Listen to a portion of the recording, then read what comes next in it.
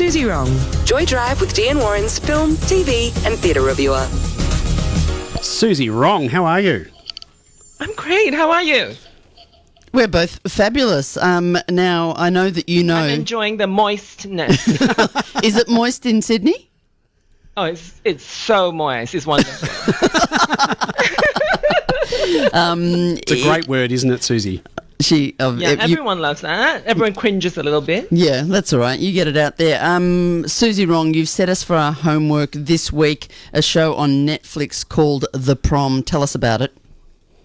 Yeah, it is a musical in which a bunch of over-the-hill Broadway performers are trying to revive their careers by turning themselves into pretend activists so that they can gain positive publicity in the public eye. They go to a suburban town in Indiana where young Emma is being shut out of a high school prom for wanting to bring a girl date to the party. It's a somewhat cynical premise, so I'm guessing not everyone is going to feel very comfortable with that. How do you feel about this, Dee? There's a lot for me to unpack, Susie, so I'll do it quickly. I love a musical. I've got the gay gene in that way, so I love a musical. This I hated, but I've only watched half of it, and some people that I love and respect so much on Twitter and through the socials have just said it's the best thing they've ever seen. So I might have been in the wrong frame of mind. I might have addressed it as homework for Susie Wrong and not as a luxury watch. But I found James Corden's performance just revolting, and I don't know why he had to put on that camp, over-the-top American... I know that he's meant to be a sort of clapped-out old Broadway star, but it just felt... Yuck. I agree with you, Dee. I just found him very stereotypical. I think there was one point that I thought they could have done really well, and that was, when he went with his younger self back to the prom, and I thought, this is really good. That's a really good sort of therapy thing to do. But in terms of what he represented, I found him very stereotypical. And speaking of dying careers, how would Meryl Streep, do you think her performance is good in this, Susie? I think she was fine. Obviously, she's done much better than that. But she made me laugh so many times with her one-liners. I have a really low bar when it comes to musicals, especially musicals in film. I kind of go in thinking I'm going to hate it. I'm one of the few people that wasn't offended by Cats. I'm like, well, what do you think it was going to be? It's a musical. It's a musical about cats talking and singing. What do you expect? And so I have a really low bar. I went in and I knew, and I also knew that it was a Ryan Murphy, usually very, very sort of frivolous. Yeah. Well, I love all Ryan Murphy's things before this. Me too, and I expected a bit of Glee, and I think I really loved Glee. I thought it was very entertaining. I really loved the whole series, but I expected a bit of that, and it was just a complete letdown as far as I'm concerned.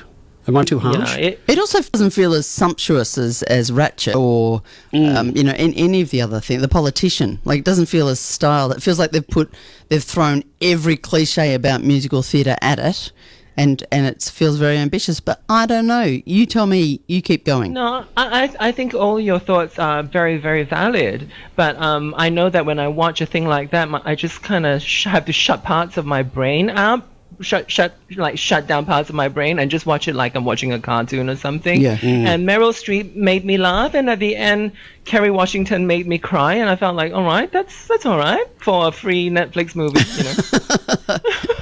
There was one line that I thought was quite funny. It was when one of the narcissist girls looked at herself and said, "Oh, even I would do me," and I thought, "Oh, that was quite funny."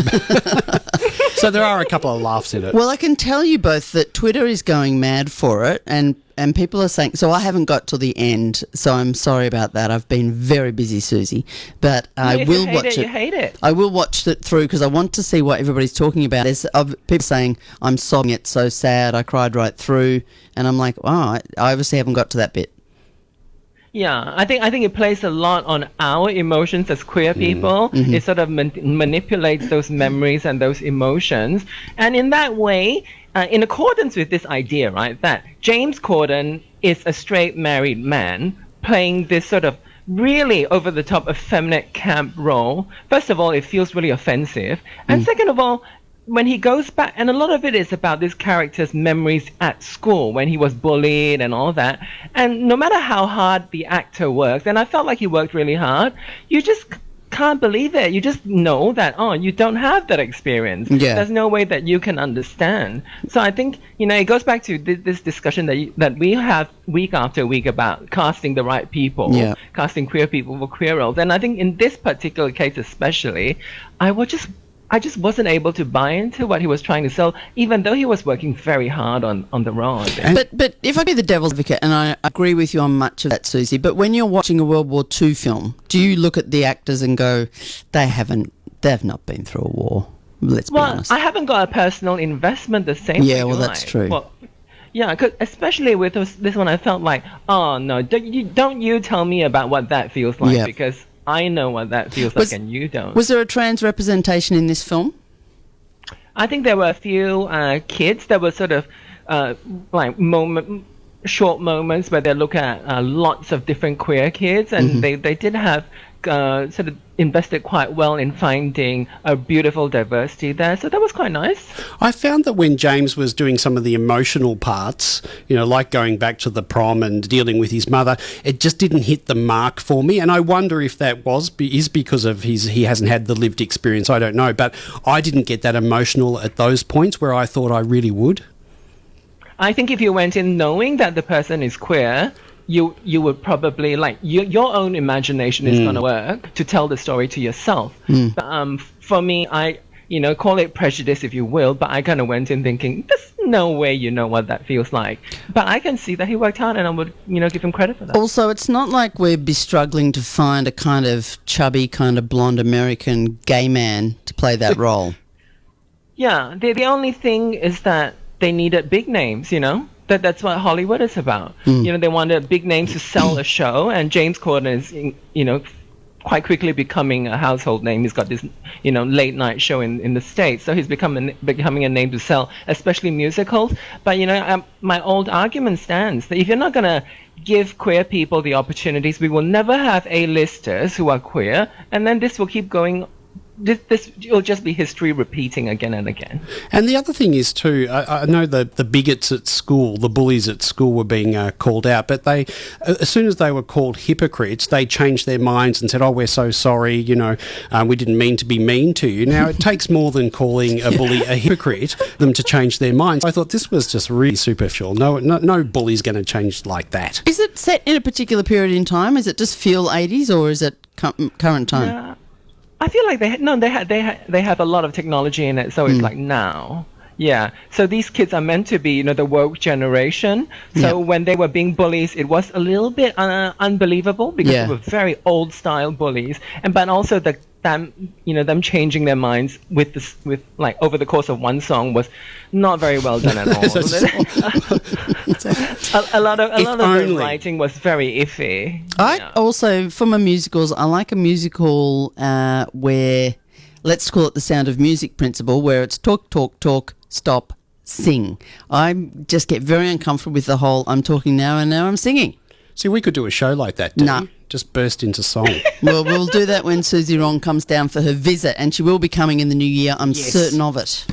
I've got the feeling, though, with Susie Rong, we can't just pop her up at a local Airbnb. She's got Fancy Hotel written all over her, I think.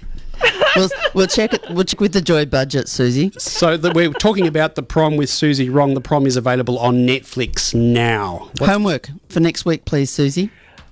All right. The next new Netflix film is Ma Rainey's Black Bottom. It is Viola Davis's, she's gonna, it looks like she's trying for the Oscars next year. We're all trying for the Oscars, mate. It's a serious attempt. I've seen the trailer.